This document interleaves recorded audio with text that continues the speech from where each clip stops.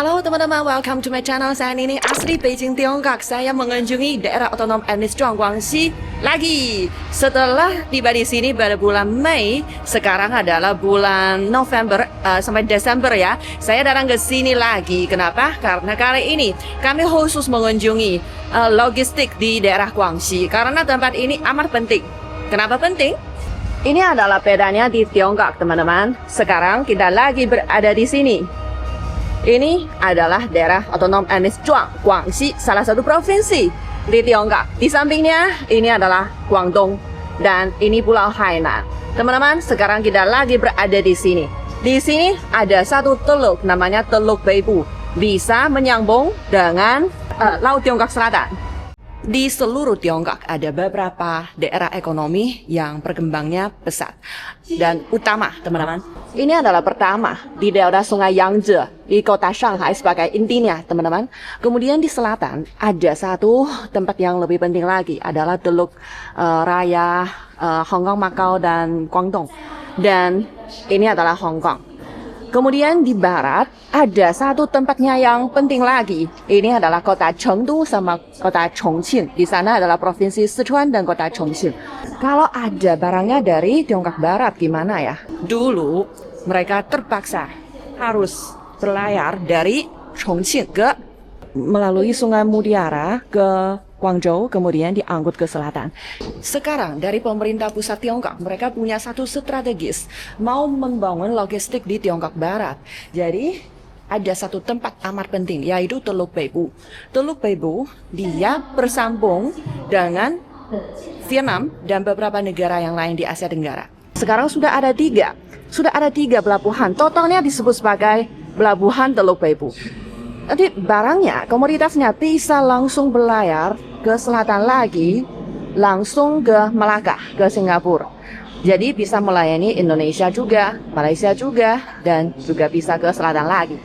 Jadi pemerintah Tiongkok sekarang mau membangun satu jalur atau disebut sebagai koridor darat laut dari Chongqing, kota ini, ke selatan, ke bawah, ke sini. Nggak usah jauh-jauh ya, lewat sini lagi. Jadi makanya jalur atau koridor ini amat penting. Ini namanya koridor darat laut di Tiongkok Barat, teman-teman. Hari ini kita mau mengunjungi semua tempat yang kunci dalam koridor ini. Koridor ini tidak hanya pelayaran saja, teman-teman. Termasuk penerbangan, termasuk darat, termasuk kereta api. Nah, jadi ada beberapa lalu lintas lagi dibangun atau sudah dibangun. Kenapa mau membangun satu koridor darat laut di Tiongkok Barat? Karena dia baik bisa menghemat waktu, kemudian bisa menghemat biaya. Nah, melalui jalur ini, kalau sudah diresmikan, ya pengangkutannya dari misalnya kota Chongqing ke Singapura misalnya, dia bisa menghemat 10 hari. Bisa menghemat 10 hari. Tidak usah lewat Guangdong lagi, Mutiara lagi, Sungai Mutiara lagi. Dan kemudian misalnya kalau ada sebiji durian dari Thailand misalnya, mau diangkut ke Chongqing misalnya, dia sekarang hanya 10 hari. Bisa ke supermarketnya Chongqing, bisa dinikmati oleh orang di sana. Nah, dan dulu kalau biayanya, dia harganya dijual 100 yuan satu biji, sekarang bisa dikurangi sampai minimalnya 40 yuan saja, teman-teman. Tidak hanya separuh yo. Nah, ini adalah maksudnya, lalu lintasnya pula. Di Tiongkok kami punya satu pepatah, yao xiang fu xian xiu lu ya. Kalau mau menjadi kaya harus membangun jalan dulu. Jalan ini tidak berarti jalan raya saja ya. Sekarang dia maknanya lebih luas adalah infrastruktur, teman-teman. Nah, pengangkutannya itu adalah sangat penting.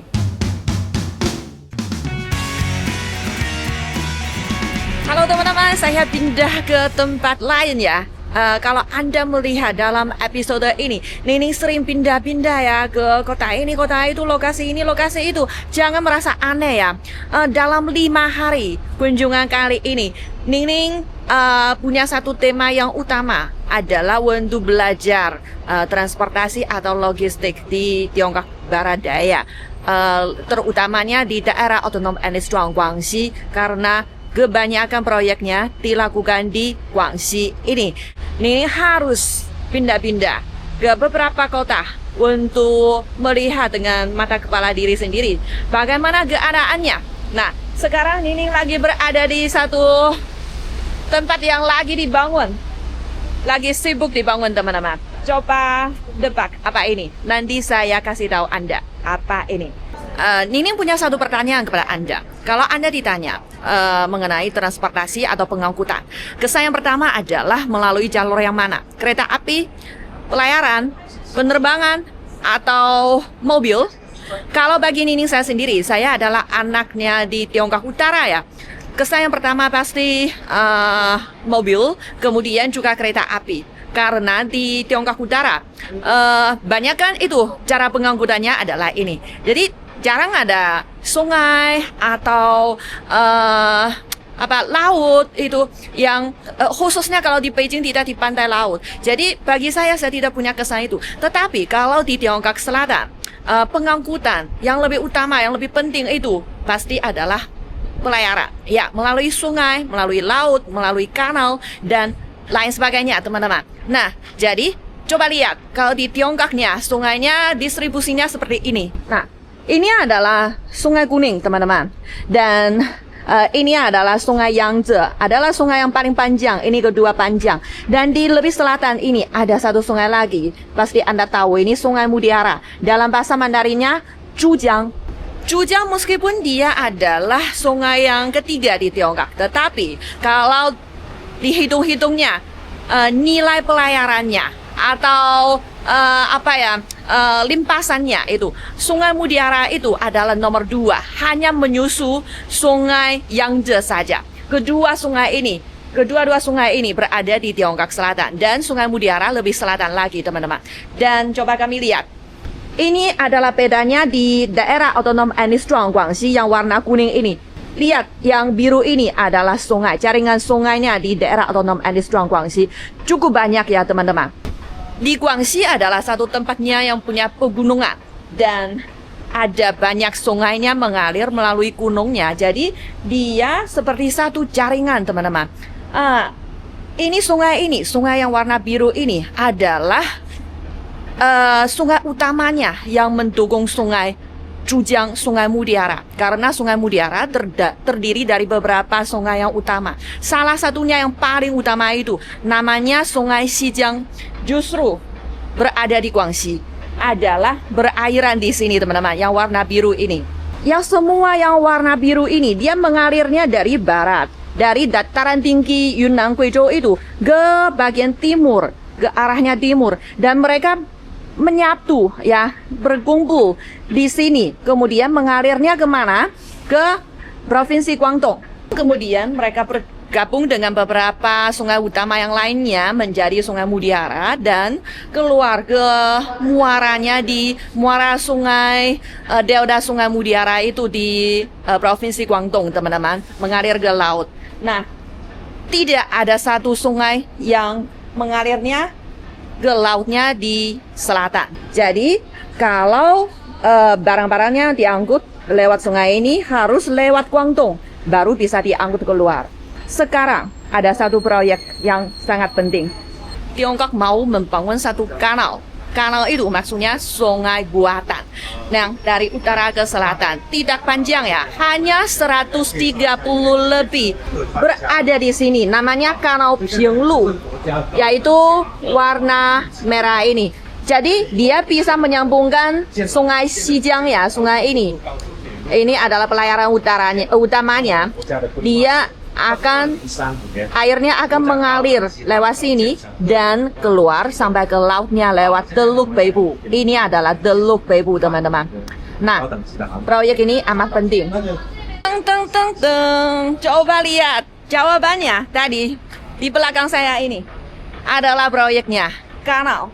Kanal ini tempatnya tidak hanya kanal saja, karena kanal itu dia dari tempat yang tinggi mengalir ke tempat yang lebih rendah itu. Jadi ada beda tingginya. Jadi harus dibangun 3 tempatnya sebagai irigasi ya, sebagai tempatnya yang penting ya. Ada pintu airnya yang bisa pandu kapalnya selamatnya berlayar dari tempat yang tinggi ke airnya yang lebih rendah itu. Ini adalah salah satunya. 3 lokasi irigasi yang penting itu berada di mana? Coba lihat gambar ini. Nah, ini adalah yang pertama. Ini ada sungainya mengalir dari utara ke selatan. Ini adalah yang pertama dan ini kedua. Kita sekarang berada di sini, yaitu irigasi ini. Namanya irigasi Qingyan, pintu airnya Qingyan. Hasilnya seperti ini teman-teman. Ini adalah yang pertama, ini adalah yang kedua, dan ini adalah yang ketiga. Nah, ini adalah hasilnya desain dan sekarang lagi dibangun. Justru di sebelah sana. Wow. Saya tidak terlalu tahu proyeknya gimana, tapi saya mencatat satu hal yang penting.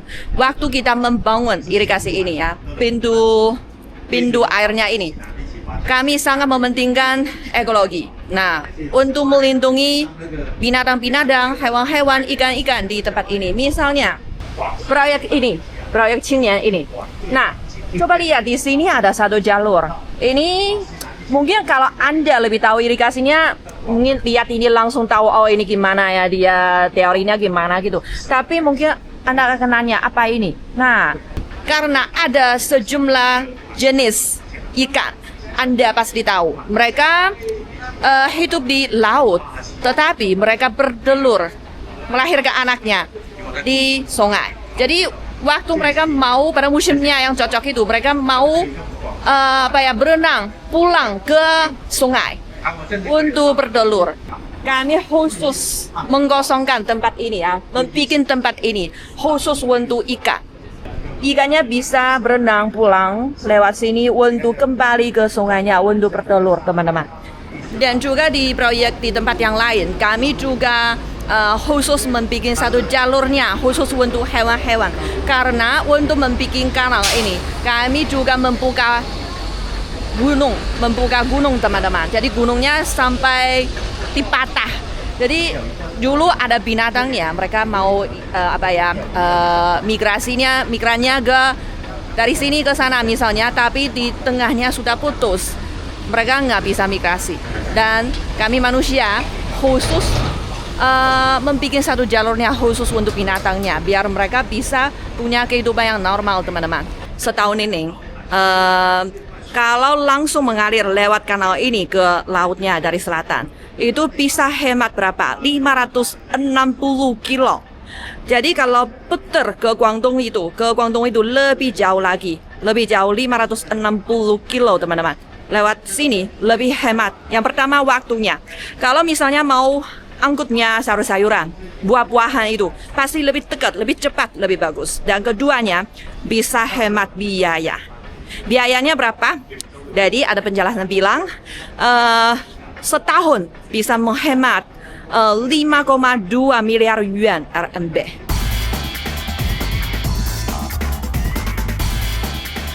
Teman-teman, kereta api pelayaran dan penerbangannya punya keunggulannya masing-masing dan juga punya kekurangannya masing-masing. Jadi komoditas yang berbeda, mereka biasanya memilih cara yang lebih berbeda. Nah, kalau mengangkut barangnya melalui pelayaran, melewati sungai, kanal, laut ini, yang paling penting adalah bisa menghemat biayanya, teman-teman. Dan keduanya bisa mengangkut lebih banyak, lebih berat barang-barangnya. Ini adalah hal yang kedua. Nah, dan juga kalau melalui pelayarannya, dia mungkin kalau barang itu terlalu besar, terlalu panjang itu, melewati ini ada kemungkinannya yang lebih besar. Nah, tapi kalau kereta apinya, keunggulannya adalah dia bisa lebih cepat. Mari kita melihat kereta apinya gimana.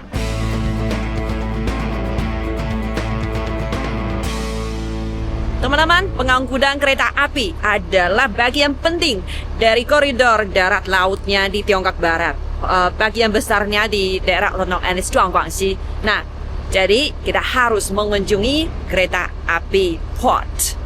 Teman-teman coba lihat, ini adalah kota Chongqing, ini adalah kota Nanning. Nah, di tengah ini dan di sampingnya ada beberapa kereta api, teman-teman. Kereta apinya banyak juga, selain pelayaran juga ada kereta api.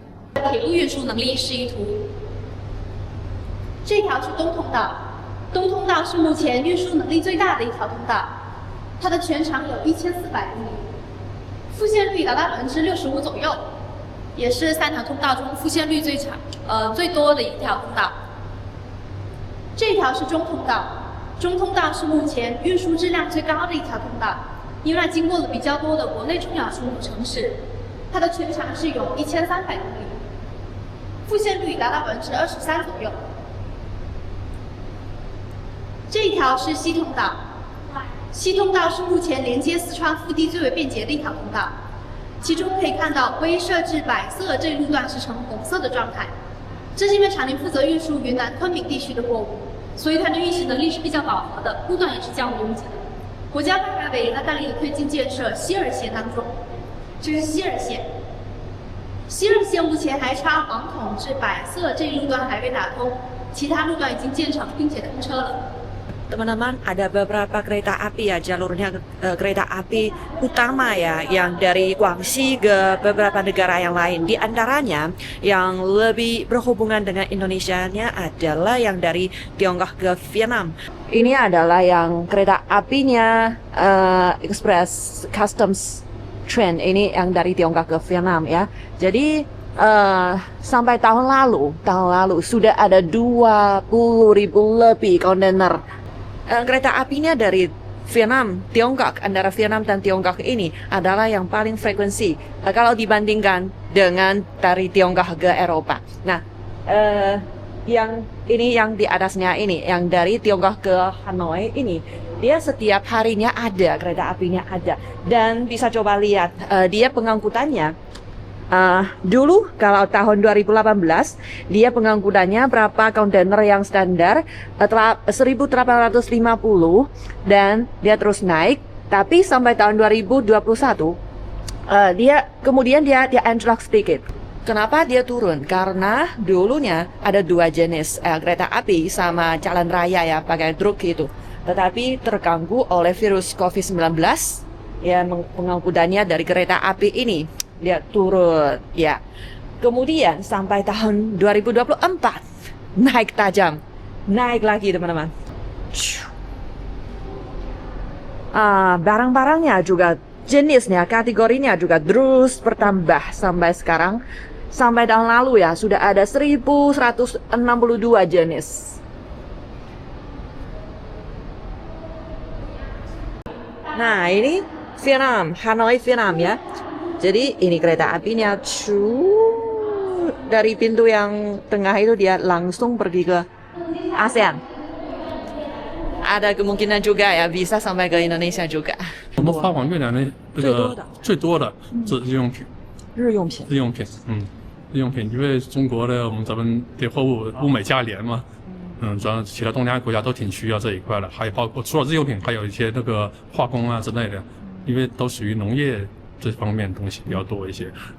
那反过来的话，像越南它加工完的产品，包括一些水果之类的，主要热带水果嘛，还有越南一些电子产品呢，他们加工整装完以后，像有些其实有时候我们用的苹果手机也是越南进行一个组装的，所以他们发回来电子产品，而且不光发往咱们国际铁路港，从越南凭祥是国境站嘛，也可以发往莆田。所以发往江浙那一带，他们也有开有班列。那一般是直接到河内是吗？到3个站，同登、安源、嘉客这3个站，越南的。了解。到了这3个站以后，他们再进行一个中转集结，再分发到其他东南亚国家。像平陆运河，刚才大家也看介绍，平陆运河计划是明年年底前开通了。开通完以后，对铁路这一块的压力就没那么大了。但相反，因为双刃剑嘛，压力没那么大，就意味着对我们的那个竞争力就更加的加剧了。所以就我们铁路的话，就在这个未雨绸缪嘛，就更加的要做好客户服务这一块的工作。铁路和这个运河运输的成本哪个更低一些？肯定是海运的低一些。但是我们时效性快啊，我们到越南就14个小时可以到。Banyak sekali ya dari kota Nanning. Banyak sekali. Teman-teman, sekarang saya sudah berada di tempatnya ya. Di tempat ini kontainernya yang akan diangkut ke Vietnam akan diangkut ke kereta apinya dari sini, teman-teman. Di sampingnya itu bagian itu adalah kebabeanan. Ya, bea cukai di sana. Kalau ada barang-barangnya di sana sudah sudah clearance di sana, akan ada mobil atau truk yang khusus yang mengangkut kontainernya putar lewat sini dan ke jalur ini. Kemudian kontainernya akan ditarik dengan rak yang besar ini, yang warna jingga ini, ditarik digantung ke atasnya kereta api, kemudian diangkut menuju ke Vietnam. Rata-rata setiap hari yang mengangkut ke sana itu kira-kira 40 kontainernya lebih. Biasanya kereta apinya berangkat dari sininya pada jam 12 pada larut malamnya berangkat. Kira-kira jam 2 sore esok hari sudah tiba di Vietnam. Dan bukan di Hanoi ya, ada 3 kota yang lainnya. Dan kemudian bisa coba lihat yang kontainernya yang warna putih ini, dia agak istimewa. Di belakangnya ini kan ada mesinnya untuk membeku ya, untuk kasih air dingin ya, AC-nya. Itu maksudnya kontainer ini agak khusus, dia isinya komoditasnya di dalamnya adalah yang fresh, yang perlu diangkut dalam keadaannya dingin, teman-teman. Tapi yang lain itu adalah yang biasa.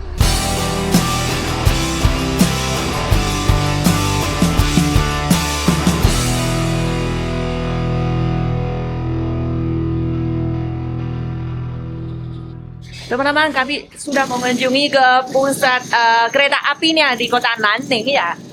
Berada di sini. Ini adalah kota Nanning.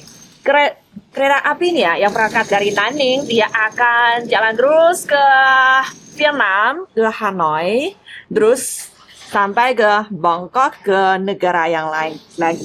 Teman-teman, ini adalah jalurnya darat. Ada satu jalur lagi. Dia tidak hanya melalui darat saja, dia juga bisa melalui lautnya, teman-teman. Dari Nanning ini ada satu jalur lagi. Dia bisa sampai ke kota Qinzhou. Di sini adalah pelabuhan, dia bisa berlayar. Ini adalah satu jalurnya transportasi intermodal, teman-teman. Nah, bisa langsung ke Malaka, dekat Indonesia. Nah, bagaimana transportasinya intermodal, kereta api dan laut? Mari kita lihat. Transportasi intermodal kereta api dan laut itu adalah satu cara yang cukup efisien ya. Jadi banyak diambil oleh berbagai negara ya. Di Tiongkok juga. Tempat ini adalah perusahaannya yang menyediakan layanannya untuk intermodalnya dari kereta api ke kapal atau laut, itu maksudnya. Dan tempat ini menyediakan layanannya dari pintu ke pintu. Jadi perusahaannya kalau dia bayar sekaligus bayar dengan harga paket, mereka akan langsung bantu mereka dari pintunya, maksudnya mungkin kereta api ke kapalnya, itu langsung mereka bantu. Dan harganya cukup menarik. Jadi sampai sekarang sudah menarik 15.000 perusahaan atau pemilik komoditasnya yang mau memilih layanan ini, teman-teman. Dan sangat efisien. Mereka bisa bantu mengurusinya melalui internet. Ya, jadi nggak usah langsung ke sini. Jadi makanya sangat efisien, 95%. Teman-teman, hasilnya gimana? Kalau menurut cara yang lebih tradisional, biasanya datanya harus dikoneksi. Untuk koneksi datanya dari kereta api ke kapalnya itu membutuhkan setidaknya setengah jam, teman-teman. 10 menit hingga setengah jam, teman-teman. Tetapi kalau layanannya di sini diperpendek sampai dalam 1 menit. Wah, luar biasa ya. Dari 10 menit hingga 30 menjadi 1 menit. Nah, ini adalah keadaannya, teman-teman. Wow. Waktunya juga diperpendek. Teman-teman, sebagai satu pelabuhan di Teluk Beipu yang terdiri dari 3 pelabuhan ya masing-masing. Dan totalnya tahun ini sudah melampaui, bongkar muatnya sudah melampaui 10 juta kontainer standar, teman-teman. Cukup banyak ya. Dan Di antaranya di pelabuhan Qinzhou, salah satu dari 3 itu adalah pelabuhan ini. Dia sudah mewujudkan 7 juta lebih. Nah, jadi sangat banyak sekali. Dan di sini di pelabuhan Qinzhou tidak hanya ada transportasi intermodalnya kereta api dan laut saja, dan juga ada kereta api dengan jalan raya juga. Nah, dari sini adalah lautnya. Kalau ada kapalnya berlayar ke sini, ada beberapa nomor dermaganya. Kalau dia berlabuh di sini, kemudian kontainernya akan diangkut ke sana. Tempat ini adalah pusatnya di pelabuhan untuk intermodalnya dengan kereta api. Jadi bisa langsung diangkut ke kereta apinya dan diangkut ke tempat yang lain. Kemudian coba lihat di tempat yang lebih jauh di sana. Di sana masih ada satu tempatnya lagi, juga satu intermodal, adalah kereta api dengan jalan raya. Jumlahnya gimana? Yang intermodalnya kereta api dan laut ini tahun 2025 sudah mencapai sekitarnya 500.000 kontainer.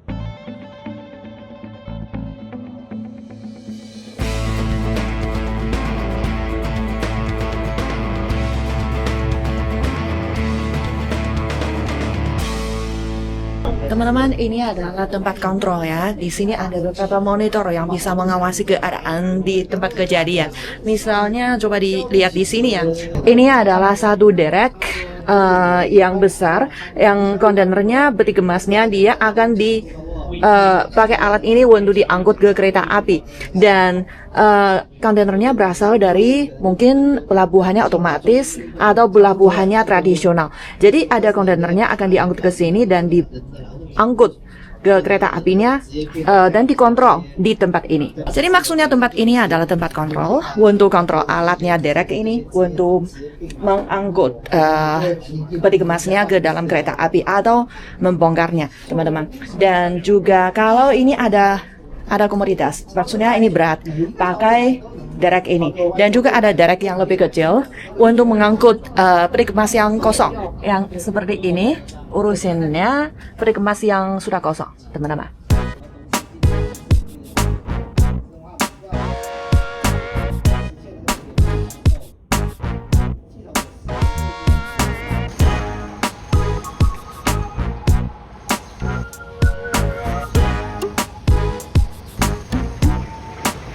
最好的就是买了这个设备嘛，买了个自动化门吊嘛。哦，有五六个这样的门吊，6个。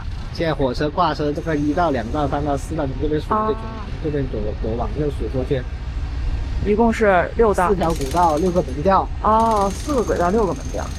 Teman-teman, di belakang saya ini adalah tempat kejadiannya, teman-teman. Di sini kami bisa lihat ada beberapa derek, totalnya ada 6. Nah, ini adalah otomatis yang dikontrol di tempat tadi. Ada beberapa orang lagi bekerja di sana. Saya sudah nanya ya, ini adalah derek yang otomatis yang pertama di Tiongkok. Nah, kalau di misalnya kota Guangzhou, di kota Zhoushan, di sana juga ada pelabuhan. Barangkali ada yang lebih besar, tapi belum awal dari ini. Ini adalah yang paling awal menggunakan yang otomatis yang dikontrol di tempat tadi itu, teman-teman. Dan dia bilang kira-kira 1 orang, yaitu 1 orang sopir yang duduk di sana, di tempat tadi itu, di kantor itu. 1 orang bisa kontrol, sekarang bisa kontrol 2. Nanti mungkin ya ke depan tak lama lagi 1 orang bisa kontrol 4, kontrol 5, itu bukan impian, teman-teman. Nah, jadi sangat menghemat orang. Ada mobilnya yang mengangkut kontainernya ke sini dan mobilnya pulang pergi. Nah, teman-teman, di sebelah kiri yang warna biru ini adalah pelabuhan otomatis. Dan di depannya mungkin kurang jelas. Di depannya ada dereknya warna jingga. Itu adalah pelabuhan tradisional. Jadi peti kemasnya baik yang dari otomatis maupun dari yang tradisional itu. Ada sebagiannya akan diangkut ke tempat ini untuk ditarik ke kereta apinya untuk diangkut. Wow, teman-teman, tahun ini sekitarnya tahunannya 500.000 buah peti kemas akan diangkut dari laut ke kereta api ini untuk diangkut ke tempat lain. Nah, jadi rata-ratanya setiap harinya 1.400 kira-kira gitu. Dan tadi saya nanya kepada petugas di sini ya, dia bilang sekarang kalau museum yang lebih sibuk tiap hari bisa sampai 2.000 buah peti kemas.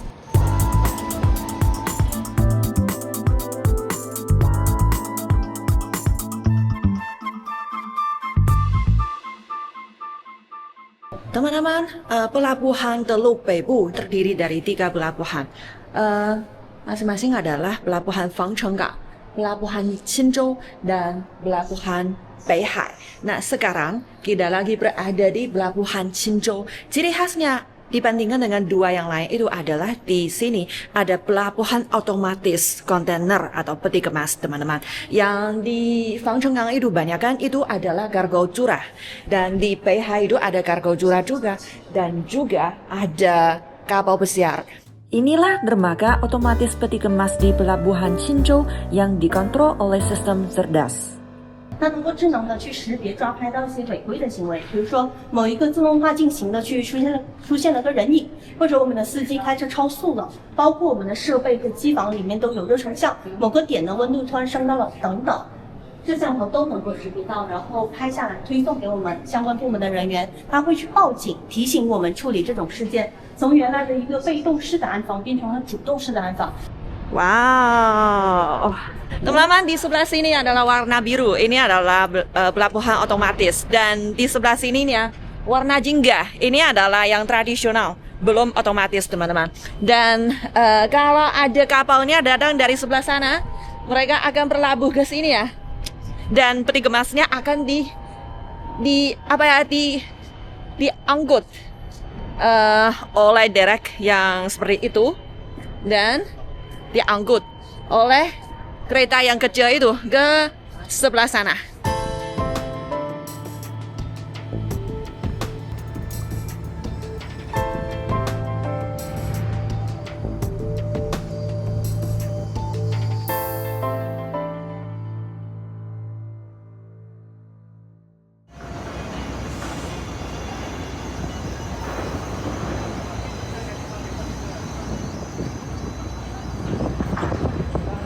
Halo teman-teman, kita sudah meninggalkan kota Qinzhou.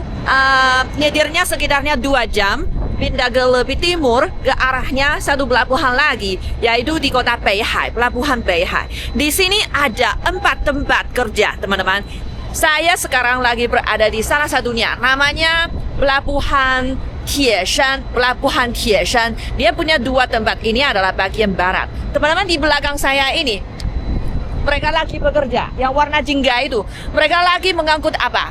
Mereka lagi mengangkut komoditas yang baru diangkut melalui kapal. Kapal itu ke sini. Kapal itu datang dari mana? Dari Vietnam, teman-teman.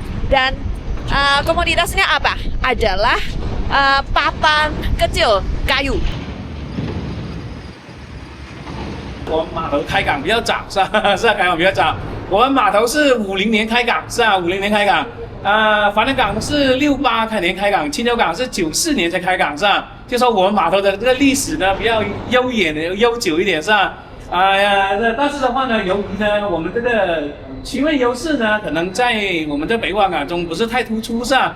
比如说我们这个青州，现在我们自区主要是主打我们这个南宁到青州这条渠道，这条渠道呢就是我们这个中轴战略嘛，它不单单是我们的中轴，而且呢还是我们这个平陆运河的这个主出海口，是吧？哦。所以说呢，现在的话呢，这个青州的话呢，得的优势的话就比较多。像法兰港的话呢，它就作为我们这个老的一个深水港，是吧？现在的话，我们法兰港呢，还是我们全国20大枢纽海港之一，是吧？每年呢，从我们法兰港到银桂川的这种货物啊，单单火车运量都超过5000万吨，是吧？5000万吨，是吧？ Mungkin Anda mau nanya, apa bedanya pelabuhan ini kalau dibandingkan dengan pelabuhan tadi di Qinzhou itu? Nah, jawabannya adalah kalau di tempat ini ya, dia ciri khasnya adalah dia lebih mengandalkan perusahaan yang bermarkas besarnya di dalam industri, taman industri di dekat pelabuhan ini. Namanya Taman Industri Pelabuhan Tieshan. Jadi katanya banyak kan komoditas yang diangkut ke sini digunakan atau akan diangkut ke Taman Industri. Di sana ada banyak perusahaan yang amat penting. Ada yang di bidang misalnya fotovoltaik, ada yang di bidang misalnya bahan baru dan juga energi. Pokoknya itu adalah beberapa jenis perusahaan di bidang industri yang lebih bernilai tinggi, teman-teman. Nah, komoditas ini ya, papan kecil kayu ya, papan kayu yang kecil-kecil ya. Yang ini digunakan buat apa? Digunakan buat untuk membuat kertas. Karena di sini ada perusahaan yang membuat kertas, baik kertas yang menulis maupun yang dibikin menjadi tisu, dan juga kertasnya misalnya bungkusannya susu atau lain sebagainya. Jadi berbagai jenis kertasnya. Di sana ada satu perusahaan namanya Jiulong. Nah, di sana mereka mau impor bahannya dari beberapa negara di Asia Tenggara. Salah satunya adalah Vietnam. Nah, komoditasnya dari Vietnam ke daerah otonom administrasi Guangxi di Tiongkok ada beberapa jalur. Salah satunya adalah melalui kereta api langsung dari Vietnam langsung ke ibu kota Nanning. Dan keduanya mereka bisa lewat kapalnya yang berlayar lewat Beibu, Teluk Beibu, bisa langsung ke pelabuhan Qinzhou. Dan mereka juga punya pilihannya jalur pelayarannya langsung ke pelabuhan ini, pelabuhan Tieshan di kota Beihai. Nah, mengapa mereka memilih tempat ini bukan pilihan dua yang tadi? Justru karena yang pertama, kalau mereka memilih kereta apinya yang ini sangat banyak sekali ya, berat sekali ya. Jadi kalau melalui kereta apinya belum tentu bisa muat. Dan keduanya harganya akan lebih mahal. Dan ketiganya, kalau mereka memilih jalur ini, mereka bongkar muatnya di sini. Nah, jadi bahan ini akan langsung cepat diangkut ke Taman Industri dekat sini ya. Jadi justru di sampingnya. Jadi kayu-kayu ini bisa langsung dibikin menjadi kertas, lebih hemat dan lebih efisien, teman-teman. Jadi makanya pelabuhan ini, meskipun kalau dibandingkan dengan pelabuhan Fangchenggang atau pelabuhan Qinzhou itu, di sini lebih kecil, tetapi dia juga punya ciri khasnya diri sendiri. Ciri khasnya adalah dia ada 70% mengandalkan perusahaan di Taman Industri di samping, ya dekat sini. Dan ada 30% mengandalkan tempat yang lebih jauh yang bisa dijangkau melalui kereta api. Derek ini berapa harganya? Tadi saya diam-diam nanya ya. Dia ini kalau satunya 50 juta yuan RMB. Wah, dan hanya satu orang yang kontrolnya, teman-teman. Hanya satu orang saja. Wow. Dan kalau bongkar muatnya satu kapal yang 62.000 ton itu satu hari bisa bongkar muat satu. Teman-teman, bagi seorang anak kota ya, benar-benar cuci mata saya, teman-teman. Nah, satu kapal yang 63.000 ton itu ya, dia katanya bisa muat berapa kontainer yang standar ini. Wah, dia bisa 6.000 hingga 7.000 buah untuk satu kapal. Wah, kalau naik kereta berapa? Kereta apinya paling mungkin 100 mungkin. Iya, jadi kalau pengangkutannya melalui kapal, melalui pelayaran itu memang lebih bisa, jumlahnya lebih besar dan juga memang bisa lebih hemat. Wow, cuci mata saya, teman-teman. Pindah ke pelabuhan Fangchenggang harus lihat ke dermaga nomor 1 dan 2 Chisha, dermaga kargo curah tunggal terbesar di pelabuhan Teluk Beibu. Halo teman-teman, kita pindah ke satu kota yang lain. Kita nyetirnya sekitar 3 jam ya. Berangkatnya dari kota Beihai, paling timur. Ada 3 pelabuhan kan. Dari paling timur kita ke barat, ke pelabuhan Fangchenggang. Adalah pelabuhan yang di paling barat itu. Nah, di sini juga ada satu dermaga atau pelabuhan yang besar, teman-teman. Ini adalah yang baru. Pada bulan April tahun 2025 baru mulai digunakan di sini. Kapal di belakang saya ini besar sekali. Bagaimana besarnya? 200.000 ton. Ini besar sekali dan di dalamnya adalah tambang, berbagai jenis tambangan. Dan mereka cara kerja di sini berbeda dengan yang lama itu. Di sini adalah otomatis. Coba lihat, mereka punya tangannya otomatis itu. Nah, itu adalah yang pakai caranya otomatis. Jadi lebih efisien lagi, teman-teman. Dan yang menariknya adalah pengangkutannya. Misalnya tambangnya sudah diangkut ke sini, bagaimana diangkut ke perusahaannya, karena perusahaannya dekat juga. Mereka melalui di atasnya ini adalah pipa. Ada satu jalur yang di atas ini langsung diangkut ke sebelah sana.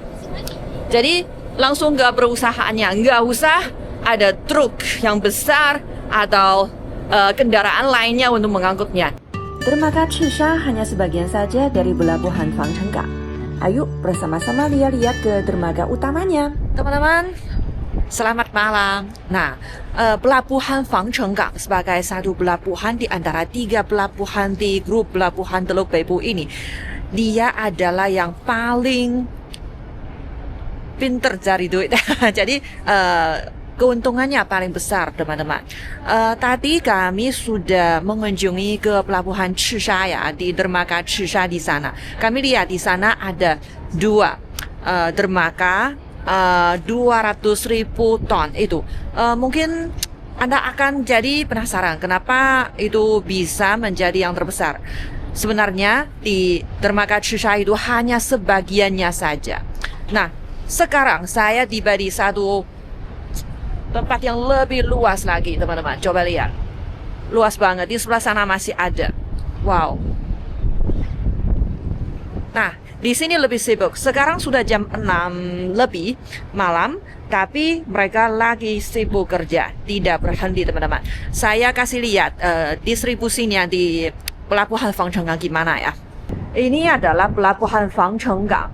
Nah, sekarang kita lagi berada di semenanjung ini. Di sini ada 3 semenanjung. Ini adalah 1, ini kedua, dan ini adalah ketiga. Dan yang ini dia fungsinya adalah di bidang pariwisata. Ada banyak programnya pariwisata lewat sini. Jadi untuk industri hanya di bagian ini dan bagian ini saja.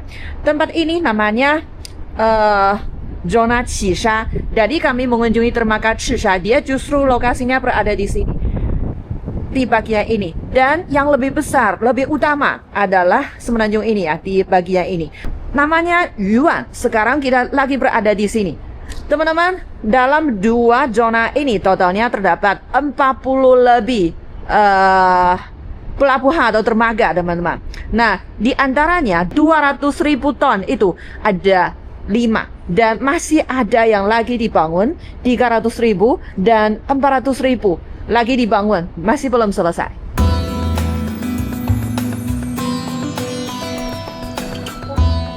Teman-teman, tadi kami di tepi lautnya melihat di sana ada dereknya lagi, bongkar muatnya barang-barang kargo curah itu, dan itu semuanya sudah dilakukan secara otomatis. Di dereknya nggak ada orang, jadi tak berawak, teman-teman.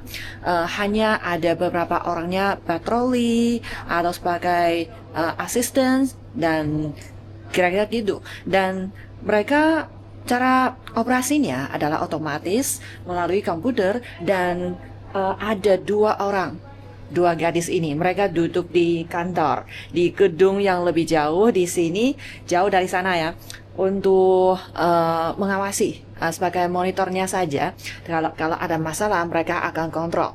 Nah, kalau nggak ada masalah sudah oke. Dan komoditasnya waktu sudah dibongkar akan diantarkan melalui alat seperti ini secara otomatis juga. 我们现在北部湾港有货物运到印尼去了吗？有印尼的有印尼的货，然后印尼呢，主要我们有去印尼有进口的这个镍矿啊，红土镍矿比较多。这个主要是走哪个港？防城港对。 Selain kereta api, selain pengangkutan air, juga ada penerbangan dan juga perjalanannya jalan raya.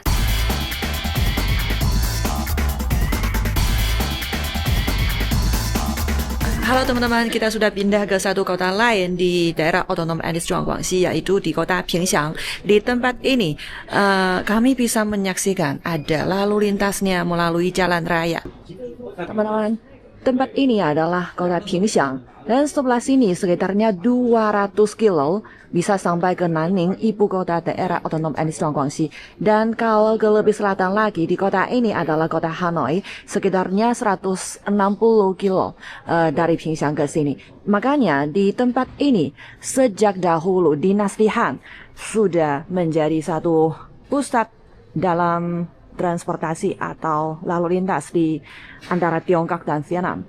Sebenarnya di antara Tiongkok dan Vietnam, dia garis batasnya sangat panjang dan sepanjang ini ada banyak pintu perdagangan atau pintu imigrasi antara kedua negara. Nah, jadi banyak komoditas bisa diangkut timbal balik melalui banyak pintu. Tetapi kenapa kota Pingshan dia amat penting? Saya rasa bisa termasuk salah satu dari yang paling besar. Justru karena dia lokasinya amat bagus. Katanya dari Pingshan ke Hanoi di bagian Vietnam itu, di jalan itu dari pihak Vietnam juga dibangun banyak perusahaan logistik. Jadi makanya ada lebih banyak mobil atau truk yang berat melakukan perdagangan melalui kota Pingshan ini, teman-teman. Nah, dan dari pihak Tiongkok nggak usah banyak ngomong ya, juga ada fasilitas infrastrukturnya sangat bagus. Nah, coba lihat di sini ada satu beda di sini. Ini lagi dibangun, masih belum selesai. Lagi dibangun apa? Adalah pintu perdagangan yang cerdas, teman-teman. Sekarang adalah yang tradisional.